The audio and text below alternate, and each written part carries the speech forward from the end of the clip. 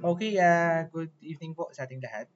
Sorry kung medyo late na ako nakapag-post for our scope. Supposedly, dapat wala naman talagang context or content ng quiz natin. Pero, syempre, alam nyo naman, due to have yung mga quiz na sobrang haba o sobrang dami, bigyan natin ng konting tulong para sa ating mga estudyante. So, ito po yung mga kailangan nating reviewin or kailangan nating pag-aralan para po sa darating nating mga quiz. Kasi medyo mahaba yung ating quiz natin. Parang 4 na topics yung kailangan nating aralin or quiz natin sa mga susunod na araw base po sa mga naka-assign na schedule po sa atin. So sana po mapanood niyo po itong video para makatulong po sa atin sa pagre-review ng ating exam. So unang-una, papasok dito yung tinatawag nating queuing. So sa queuing applications natin, we have the different implementations like the queue is empty. So what would be the content? Yan. So baka pumasok po sa quiz natin yan.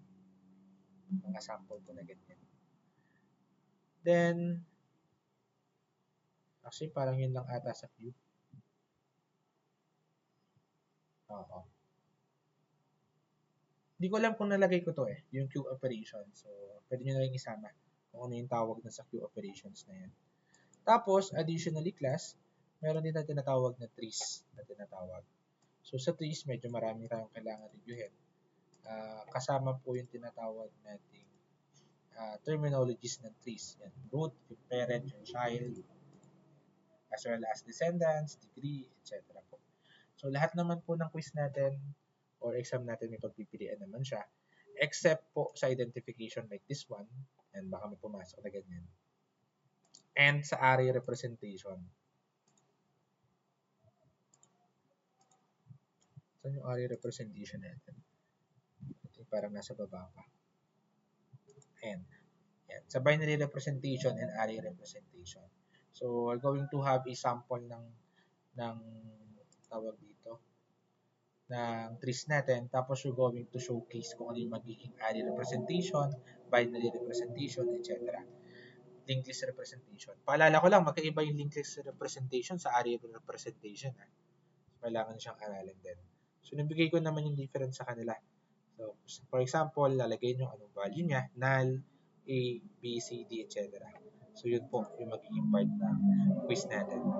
Tapos, reviewin nyo na rin yung different types of ito rin, pumasok din po ito. Binary representation for the linked list. Makikita natin. Kasi kung array, nagsisimula sa 0. Pag linked list, kasama sa 1. Tapos, yung different types of binary tree. Yan.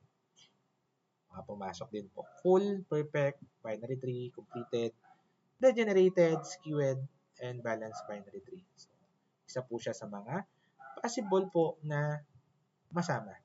Tapos, sa searching algorithm natin, pakireview rin po yung different type of searching algorithm and its implementation. Yan. Search pala to. Sa search, yan, yung interval search, yan, baka pumasok po siya. Interval, tsaka dalawa to sequential. Yung definition sa kanila. Pakitandaan po. Okay? Tapos, last but not the least, yung tinatawag nating sorting.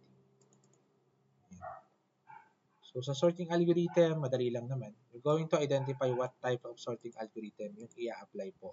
Siya ba ay bubble search? Yan. Siya ba ay insertion, selection, shell, merge, quicksort, etc. So, yun lang naman yung magiging quiz natin. So, almost 4 na context po siya, 4 na kailangan nating reviewin to comply po sa mga susunod nating exam natin. So, kapag nag-face-to-face na tayo, sinabi ko naman kung kailan. Check nyo na lang po sa schedule natin.